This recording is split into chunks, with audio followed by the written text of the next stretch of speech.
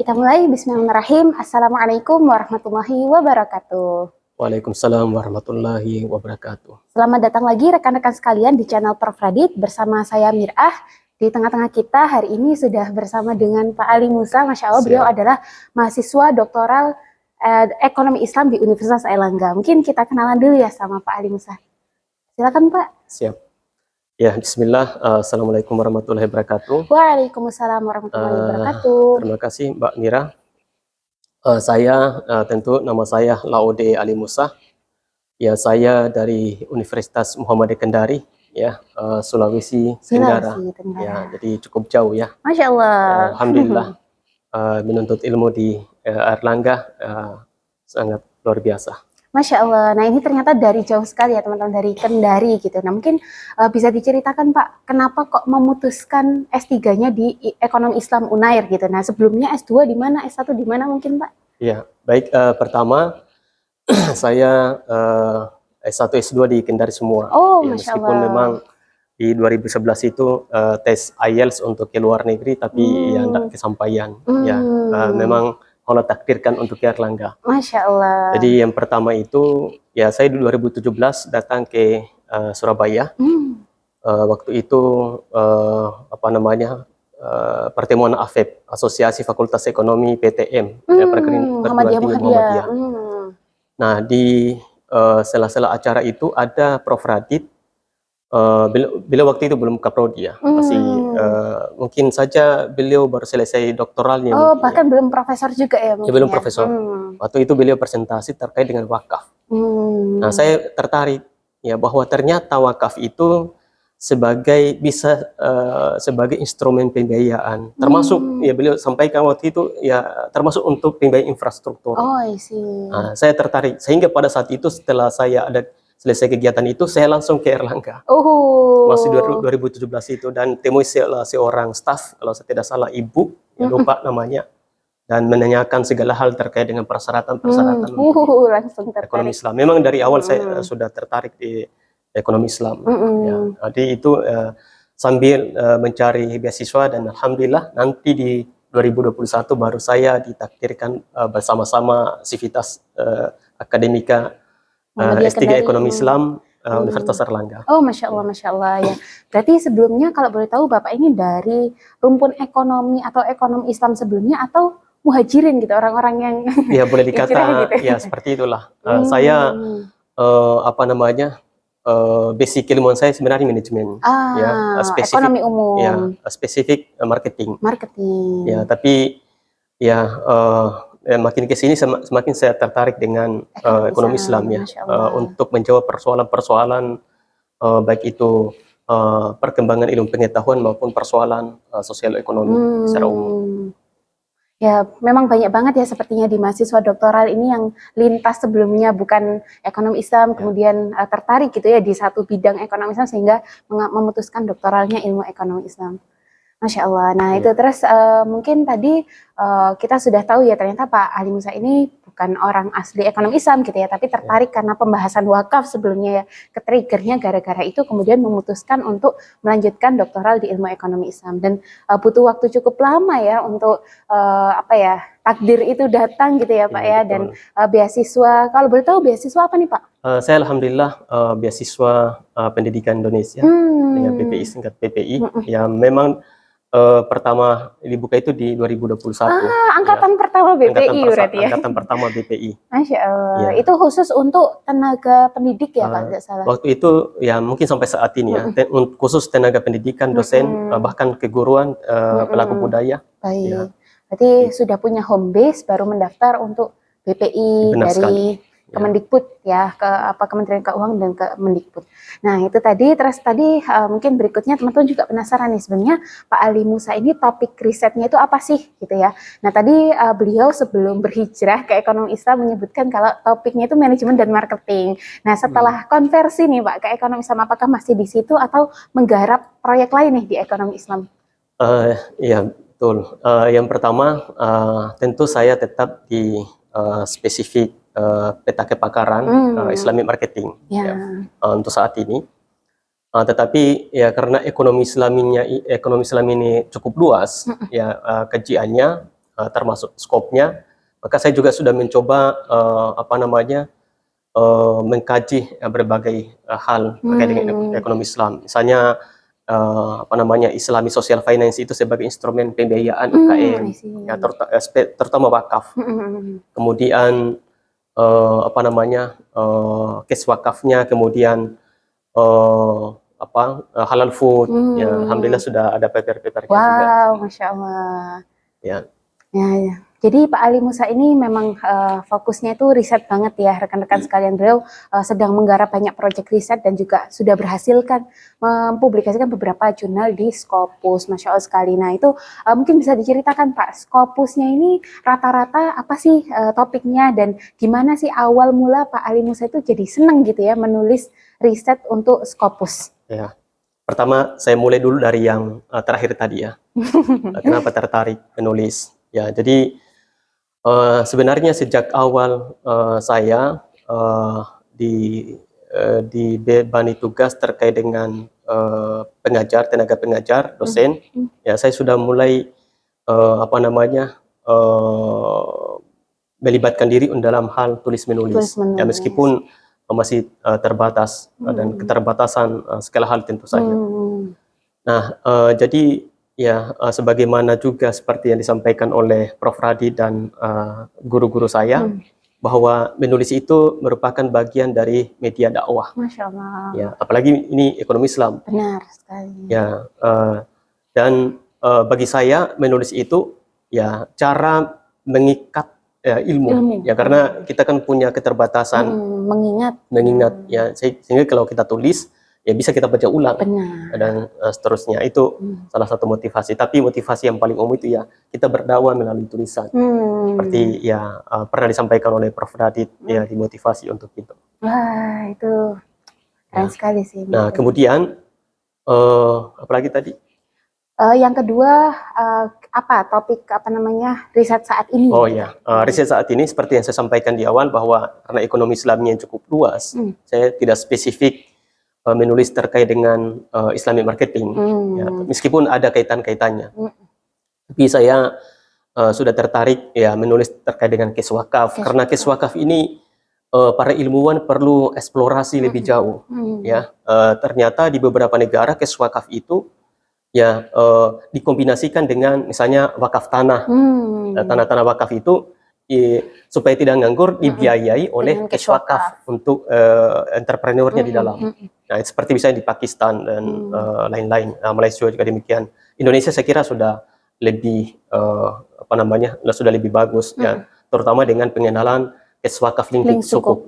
Itu yang belum ada di negara-negara Islam lainnya, termasuk Malaysia masih sedikit. Nah, maka ini perlu ya banyak para ilmuwan, ya para peneliti perlu kaji dan memberikan kontribusi yang signifikan terhadap literatur itu, ya untuk mendapatkan dampak. Nah, jadi itu sebenarnya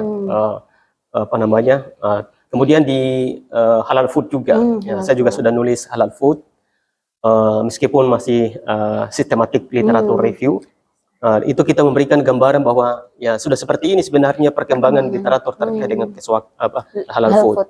Dan menariknya Indonesia ini adalah nomor 2 di dunia ya terkait dengan pengembangan industri halal foodnya, menurut data SGI skor indikator itu. Nah, jadi ini banyak hal yang perlu kita berikan untuk kontribusi ya ke ke ilmu pengetahuan ya, dan dampak kepada penyelesaian sosial ekonomi saat ini. Masya Allah. Nah itu tadi ya, jadi Pak Ali Musa tadi meng-highlight bahwa tidak membatasi diri di satu poin saja ya Pak ya. Apalagi di UNER ini banyak kepakaran ya dosen-dosen. Kita punya halal juga ada, marketing juga ada, Islamic marketing, halal, kemudian wakaf. Jadi Pak Ali Musa berusaha memanfaatkan kepakaran dosen-dosen tadi tentunya untuk mengeksplor ya dan memberikan kontribusi dalam penyelesaian masalah sosial. Kemudian tadi juga Bapak sempat menjawab ya tentang awal-awal menulis Scopus itu berawal dari nulis apa dulu gitu Pak ya. Jadi dulu awalnya tuh kan Scopus kan terlalu berat ya untuk dimulai gitu ya, apalagi untuk mahasiswa non S3 mungkin yang masih persiapan atau ibu-ibu yang masih ibu bapak yang masih persiapan untuk masuk S3. Nah itu awal mulanya itu harus dimulai dari mana dulu Pak sebelum kecanduan nulis Scopus bisa dibilang? Ya, pertama memang terasa berat. Ya, bahkan saya sebelum masuk di Unair ini belum ada Scopus saya. Masya Allah. Yang tentu penulis pertama ya. Dan apalagi Q1 Q2 kan, apalagi Emerald Publisher. Ini sudah apa namanya, publishernya berputasi. Ya? Dan kita lihat reviewernya riwayatnya orang top ya, apa namanya, cukup panjang dan seterusnya. Jadi pertama saya tertarik dan saya sangat termotivasi ketika saya diwawancara masuk S3. Apa namanya, ya Prof. Radit ngajak, ya nantilah kita nulis bersama. Itu yang saya pegang. Oh ini modal buat saya, untuk motivasi untuk menulis. Dan alhamdulillah dengan segala macam fasilitas yang disediakan Universitas Airlangga, ya baik itu dalam sisi literatur maupun fasilitas fisik, ya saya memanfaatkan betul.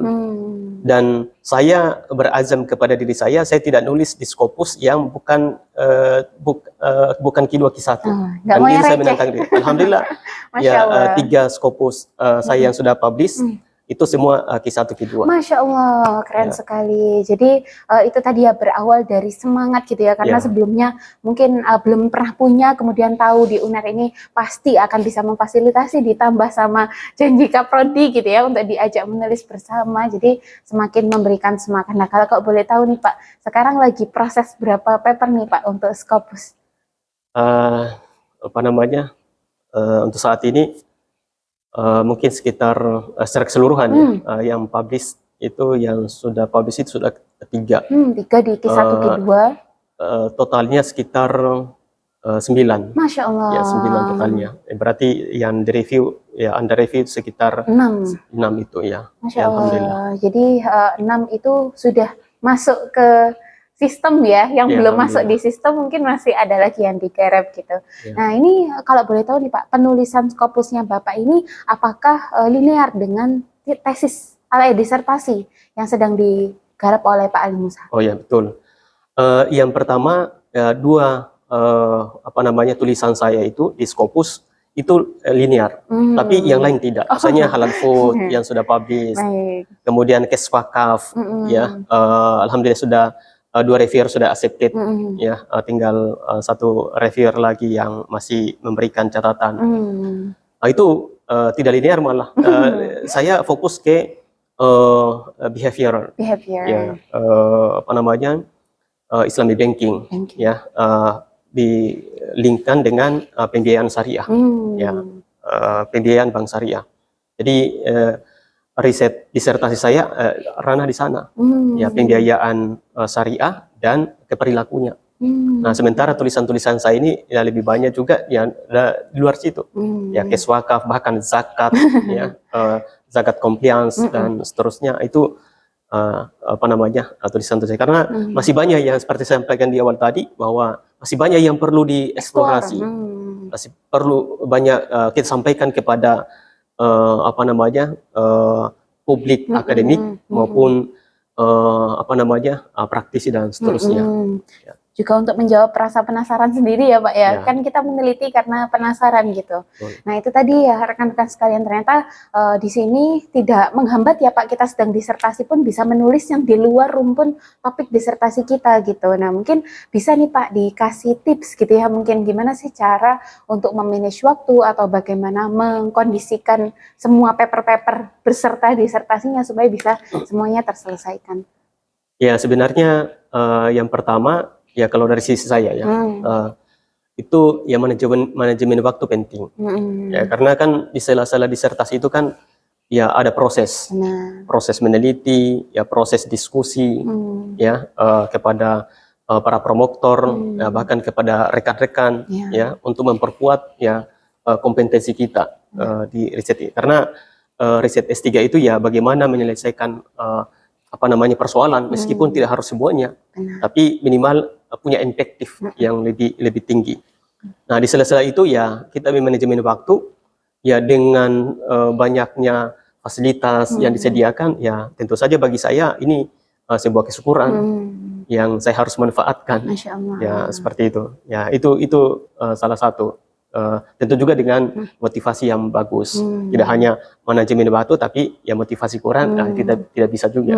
Ya. Tadi motivasinya tentang dakwah dan kesempatan ya mungkin Pak ya, mumpung di Universitas Airlangga dengan semua source-nya yang melimpah gitu. Nah mungkin source apa sih Pak yang paling Bapak syukuri gitu ya bisa didapatkan di Universitas Airlangga ini? Oh tentu ya banyak ya. Saya memiliki ya kesyukuran tersendiri. Yang pertama saya ketika masuk di Airlangga. Masuk Airlangga ini di khususnya ekonomi Islam, S3 ekonomi Islam. Ini saya bebas tes.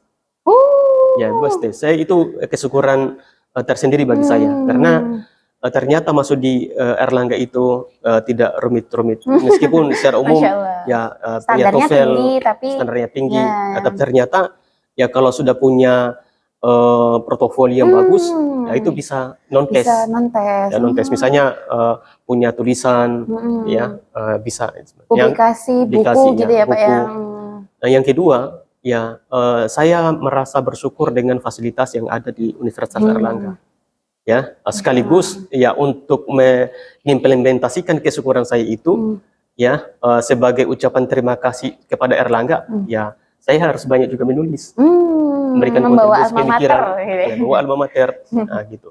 Ya karena ya fasilitas misalnya Scopus database ya terbuka lebar untuk kita. Jadi kita mengkaji apapun ya bisa. Tengah malam pun bisa dari rumah ya Pak. Ataupun di luar itu ya ada fasilitas fisik. Misalnya saya ya sampai jam 10 malam ya dari pagi ya di kampus. Di kampus. Karena fasilitas yang cukup nyaman dan cukup privat malah. Ya bahkan kita bisa memilih ruangan yang seprivat mungkin secara sendiri, misalnya tanpa diganggu-ganggu oleh siapapun. Masya Allah, siap. Kan itu kesyukuran bagi saya. Masya Allah. Jadi tadi ya tentang fasilitas fisik dan non fisik yang sangat menunjang di Universitas Airlangga. Belum lagi tadi ya Pak ya, mungkin kepakaran di Universitas Airlangga ini ada beberapa dosen yang menjadi promotor Bapak sekaligus rekan untuk menulis riset gitu mungkin Pak. Betul. Nah, itu juga. Nah itu sebagai kesyukuran juga ya bagi saya dan sebagai ya modal bagi saya bahwa mereka itu para guru-guru kita itu ya mulai dari Prof. Radit, ya Prof. Ririn, ya Prof. Nafik dan lain-lain ya dengan tingkat kesibukan yang begitu tinggi, tapi masih sempat bisa berdiskusi. Ya bahkan malam sekalipun subuh pun ya masih bisa diskusi. Gitu ya? Nah ini bagi saya sebuah kesyukuran dan saya merasa berterima kasih dengan itu. Ya, sehingga dengan diskusi seperti itu ya lahirlah publikasi dan seterusnya. Merasa sangat disupport ya Pak ya secara mental juga gitu ya karena beliau-beliau itu seakan ada gitu untuk kita saat kita bingung, saat kita mendapati kesulitan, kita bisa bertanya kepada beliau-beliau. Nah itu Masya Allah sekali dosen-dosen di Universitas Airlangga. Jadi rekan-rekan yang nanti ingin publikasi, bahkan menelurkan publikasi pertama ya seperti Pak Ali Musa, itu sangat possible sekali di sini. Jadi tidak perlu khawatir, belum pernah punya Scopus, belum pernah riwayat gitu ya. Tapi selama tadi ada jalur portofolio, non-tulis bisa banget masuk ke Universitas Airlangga. Nah mungkin yang terakhir nih Pak, semangat untuk teman-teman yang baru akan decide gitu ya, mendaftar di S3 Ilmu Ekonomi Islam UNER, sebelumnya mungkin merasa Scopus itu adalah kemustahilan atau sesuatu yang begitu berat, mungkin dari Pak Ali Musa adakah semangat dan tips gitu untuk rekan-rekan sekalian? Ya baik. Saya tidak hanya membagikan tips kepada teman-teman rekan-rekan saya yang belum S3, tapi saya memberikan motivasi ya kepada teman-teman. Kalau mau cari ilmu ya terkait dengan ekonomi Islam ya di Airlangga tempatnya. Ya karena di Airlangga ini bukan hanya dosen-dosen yang di dalam internal semata, tapi dosen-dosen dari luar ya seperti kemarin ini ya datang Prof. Mansur dan seterusnya dan yang lain-lain ya.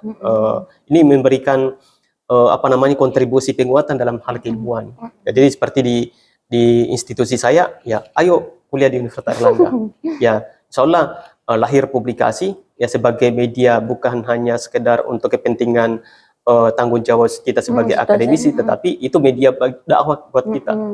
Ya kemudian juga di teman-teman di UIN Alauddin, ya saya ini sudah saya kirimi juga apa namanya link-link pendaftaran. Masya Hanya Allah. sayang di apa namanya beberapa teman di Sulawesi itu ya mengharapkan beasiswa.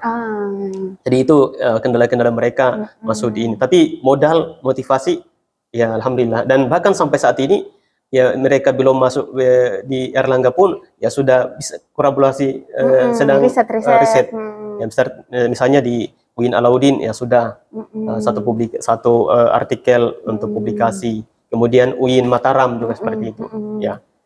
Ya itu untuk motivasi teman-teman yang belum S3. Bahkan yang sedang S3 pun ya ayo kita manfaatkan ya sumber daya yang ada ini. Ya selama mumpung kita masih ada di Erlangga. Membangun ekosistem riset itu ya Pak. Mungkin Bapak juga berkolaborasi gitu ya dengan rekan-rekannya, dengan dosen di luar negeri, bahkan mungkin ada pengalaman Pak? Ya, di luar negeri ya baru 2. Masya Allah, yang pertama Scopus Diki 1 saya itu dengan apa namanya Mindanao State University. Wow. Ya di Filipina.